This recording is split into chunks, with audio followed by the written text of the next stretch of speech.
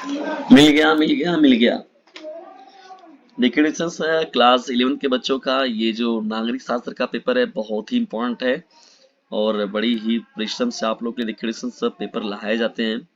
अर्धवार्षिक परीक्षा 2023-24 का ये बहुत ही लेटेस्ट एडिशन और यहाँ से आप लोगों को जो है वार्षिक में भी आइडियाज मिलने वाले हैं और हाफ ईयरली के लिए तो आप लोग के ब्रह्मास्त्र हैं। क्लास 11 के बच्चे जो कि नागरिक शास्त्र के हैं वो वीडियो में अंत तक बने रहेंगे। ठीक है डिस्टेंस कम से कम आप लोग बहु लघु उत्तरीय अति लघु ये सब तो देखिएगा ही और लेकिन बहुविकल्पी प्रश्नों को एकदम मत छोड़िएगा। ठीक है, तो वीडियो को बिना स्किप किए पूरा आप लोग को देखना है। चलिए बढ़ते हैं यहाँ पर आगे। देखिए पहला हम लोग का प्रश्न क्या है डिस्टेंस, कौन सा मौलिक अधिकार मूल संविधान में से निकाल दिया गया है। प्रश्न को एक बार मैं फिर से रिपीट कर रहा हूँ आप लोग के समक्ष। प्रश्न क्या है डिस्टेंस, कौन सा मौलिक अधिकार मूल संविधान में से निकाल दिया गया है। शिक्षा का अधिकार, संपत्ति का अधिकार, स्वतंत्रता का अधिकार, धार्मिक स्वतंत्रता का अधिकार। देखिए संपत्ति के अधिकार को जो मौलिक अधिकार मूल संविधान में से निकाल दिया गया है। ठीक है ना। अनुच्छेद 31 से अनुच्छेद 19F जो था वो इसे हटा दिया गया है। ठीक है ना, कानूनी अधिकार के रूप में भी इसे ले लिया गया है। तो 44वें संविधान संशोधन जो हुआ था 1979 में, यानी 44वें संविधान संशोधन संशोधन जो हुआ था 44वां, कौन सा संविधान संशोधन 44वां। ठीक है, और 1979 में जो हुआ था उसी के बाद ये फैसला लिया गया था। ठीक है, चलिए बढ़ते हैं हम लोग दूसरे इंपॉर्टेंट प्रश्न की ओर। निम्नलिखित में से कौन मौलिक अधिकारों का सबसे सटीक वर्णन है। किसी व्यक्ति को प्राप्त समस्त अधिकार, कानून द्वारा नागरिक को प्रदत्त समस्त अधिकार, संविधान द्वारा प्रदत्त प्रदत्त और सुरक्षित। देखिए ये आपका इम्पॉइंट हो जाएगा, सही हो जाएगा। संविधान द्वारा प्रदत्त सुरक्षित अधिकार जो होता है ये आपका राइट हो जाएगा, सटीक बैठ रहा है एकदम। ठीक है ना। चलिए बढ़ते हैं आगे। हम भारत विभाजन के समय भारत के वायसराय कौन थे। तो ये देखिए डिस्टेंस इसके जो उस समय थे उनका नाम था लॉर्ड माउंटबेटन योजना।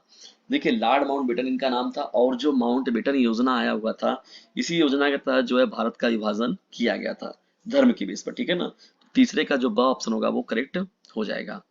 देखिए दोस्तों यहाँ पर हम लोग जब आगे बढ़ते हैं तो भारत के संविधान की रचना किसके द्वारा की गई थी।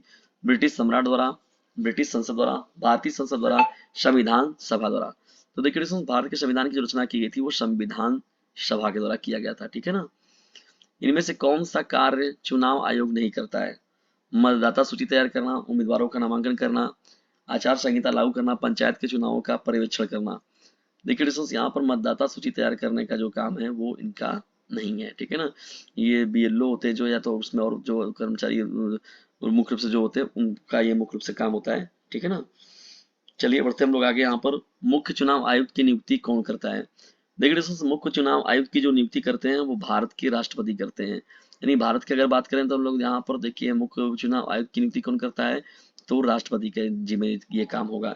इसका मतलब अगर इस समय कहीं करना होगा मुख्य चुनाव आयुक्त का भारतवर्ष के लिए तो देखा जाएगा ये सलाह जो ली जाएगी या जिनको करने का अधिकार है उनका नाम है द्रौपदी मुर्मू।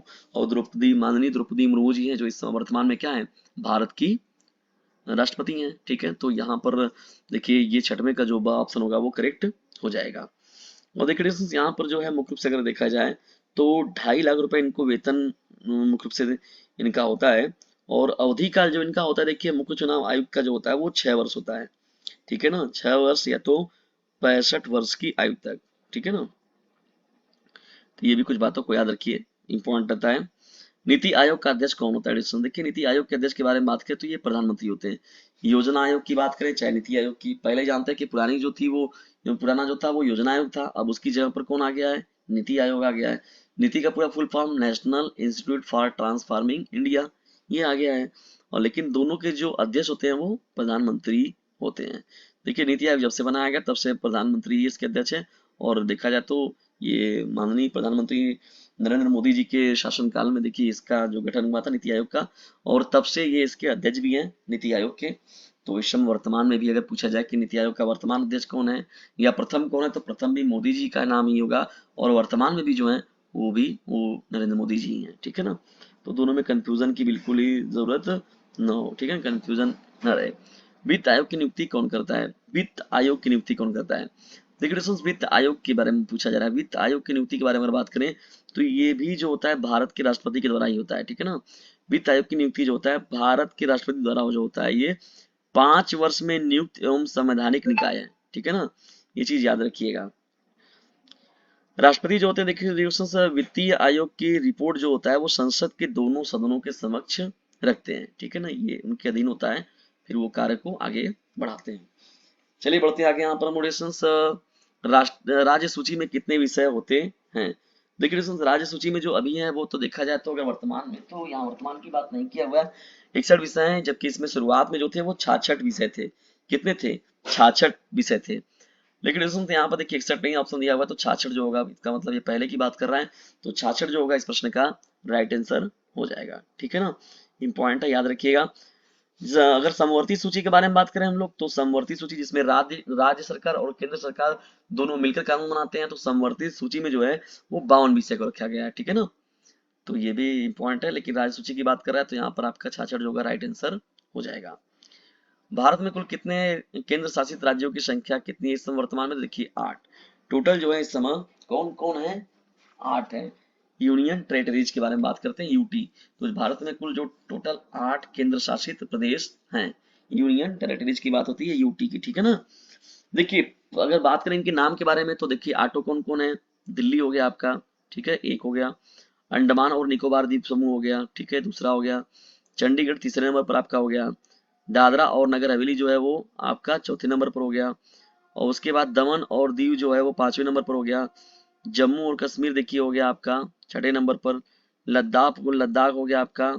उसके बाद लक्षद्वीप और पांडुचेरी, ठीक है ना। तो कितने में? 1 2 3 4 5 6 7 8। तो इस तरीके से देखिए आपके ये टोटल जो है 8 केंद्र शासित प्रदेश हो जाएंगे।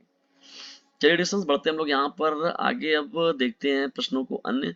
देखिए अति लघु उत्तरीय प्रश्नों की श्रृंखला आपका यहाँ से स्टार्ट होता है। भारत में इस समय कितने राज्य और कितने केंद्र शासित प्रदेश हैं? तो देखिए डिस्टेंस टोटल जो है वो 28 राज्य हैं, और केंद्र शासित राज्यों के बारे में अगर बात करें तो 8 हैं, ठीक है। समानता का क्या अर्थ होता है? देखिए सामाजिक संदर्भों में अगर देखा जाए समानता के बारे में, तो किसी समाज की अगर देखा जाए कोई ऐसी स्थिति, सभी लोग जो है समान रूप से अधिकारिक हों, सभी लोग प्रतिष्ठित हों, सभी लोगों का मतलब जो है अलग अलग पहचान, बल्कि समावेशी हैं वो लोग बने हुए, ठीक है ना। तो एक तरीके से इसे ही हम लोग बोलते हैं क्या, समानता के रूप में देखते हैं। सक- सकारात्मक समानता क्या होता है? आरक्षण सकारात्मक भेदभाव नहीं है, न्याय शब्द के। तो इन प्रश्नों का स्क्रीनशॉट मार लीजिएगा, इसे तैयार कर लीजिएगा। और जिन प्रश्नों में आपको दिक्कत हो रहा है तो डीजे सर चैनल आपके साथ है, बिल्कुल भी आपको थोड़ा सा भी घबराने की जरूरत नहीं है, ठीक है। और याद रखिएगा यदि ज्यादा नंबर पाने की इच्छा तो डीजे सर चैनल से जरूर लीजिएगा शिक्षा। इसे कर दीजिए अपने क्लासमेट पर शेयर, क्योंकि बोर्ड एग्जामिनेशन है आप सभी लोगों के नियर। से खुद भी लाभ उठाए इस चैनल का और दूसरों को भी लाभान्वित कीजिए इस चैनल से, इसका नाम है डीजे सर। खुद भी लाभ उठाइए और दूसरों को भी लाभान्वित कीजिए। इस वीडियो को अंत तक देखने के लिए आप सभी लोगों का हृदय गहराइयों से विनम्रतापूर्वक धन्यवाद। तो लेसन्स कोई भी बढ़िया अगर कंटेंट आपके लिए बनाया जाता है तो खुद भी लाभ उठाइए उसका, और दूसरों को भी उससे लाभान्वित कीजिए, ठीक है। इतना काम आप लोग जरूर किया करिए। Thanks for watching this video.